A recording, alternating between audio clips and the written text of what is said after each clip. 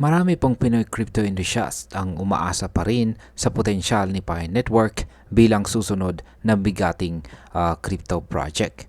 Pero nitong mga nakarang araw ay lumalakas po ang bulong-bulungan, reklamo at galit mula mismo sa community ni Pi. At bakit? Dahil po sa bagong hakbang ng PiCore team kung saan hinihikayat nila ang mga users na i-lock ang kanilang mga Pi tokens kapalit ng mas mataas na mining rewards. Pero teka, kung iisipin po natin ng mabuti, may problema po sa timing na ito. Kaya sa video na ito ay pag-uusapan po natin kung bakit maraming Pi pioneers ang nadismaya, kung ano ang mga issue na kinakaharap ngayon ni Pi Network, at syempre kung ano po ang epekto nito sa market. Pero bago po tayo magpatuloy ay pakibasa na lamang po muna ang disclaimer dito po sa ibaba ng ating screen. Yan, unang tanong ay bakit nga ba pinipilit ni Pi Network ang token lockup scheme? Yan, ito pong August 2 ay in-announce ng PiCore team na kung sino mang pioneers ang magla-lock ng kanilang Pi tokens ay maaari pong makakuha ng mining rate na hanggang 200%. Para sa mga hindi pa pamilyar, ang token lockup ay isa po itong proseso kung saan ilalagay mo ang iyong Pi tokens sa isang uri ng contract na hindi mo pwedeng galawin ito sa loob ng napiling panahon. Ang reward kapalit nito ay mas mabilis na pagmina ng tokens. Meron pong dalawang uri ng lockup. Una ay ang post-migration lockup kung saan gagawin ito gamit ang Pi wallet pagkatapos na ng mainnet migration. Pangalawa naman po ay ang pre-migration lockup na isinasagawa gamit ang Pi app kahit hindi pa na ililipat sa mainnet ang iyong tokens. Pero dito na po nagkakagulo ang lahat.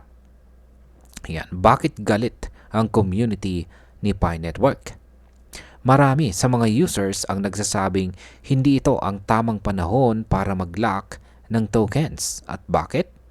Kasi ang presyo ni Pi ay patuloy na bumabagsak at marami sa kanila ay hindi pa rin nakakapag-migrate ng kanilang assets sa mainnet. Sinasabi nila na ang ganitong hakbang ng PiCore team ay parang panloloko. Paano mo nga naman ilalagay ang iyong Pi sa lockup kung hindi mo pa nga ito ma-access ng buo? Bukod pa dyan ay marami ring reklamo tungkol sa matagal na KYC verification at saka migration process. May ilan na halos isang taon nang naghihintay pero hindi pa rin kompleto ang kanilang account. Ang ilan po sa kanila ay hindi pa rin ma-access ang kanilang buong Pi balance. Sunod na tanong ay ano po ba ang ibig sabihin ng unfinished ecosystem nitong si Pi? Isa pang matinding reklamo ng mga users ay ang pangako ng mga features na hanggang ngayon ay hindi pa rin po natutupad. Kasama na rito ang Pi Domains at saka App Studio na ipinakilala noon pa ngunit nananatiling inactive hanggang sa ngayon. Marami pong users ang nagsasabing tila pinabayaan na ng PiCore team ang development ng buong ecosystem. Imbis na tapusin ang mga ito ay inuuna pa raw ang paghingi ng commitment mula sa mga users sa pamamagitan ng lockup. At para po sa mga pioneers na hindi pa tapos ang migration, ang lockup option ay wala ring silbi dahil hindi naman nila maa-access ang kanilang tokens para malak ito. Ngayon ay may transparency ba sa panig ng PiCore team? Isa pa sa mga dahilan ng galit ng community ay ang katahimikan po ng PiCore team tungkol sa roadmap updates. Hindi po malinaw kung kailan matatapos ang mga delayed na features o kung may plano pa ba na talagang mailista ito sa mga kilalang exchange tulad ni Binance. Marami po ang nananawagan ng mas malinaw na communication. May ilan pong nagsasabi na bago pa humingi ang PiCore team ng commitment mula sa mga users ay dapat po muna nilang ayusin ang mga technical issues at ipakita kung paano po talaga lalago ang project. Bakit ayaw pa rin pong mailista si Pi kay Binance?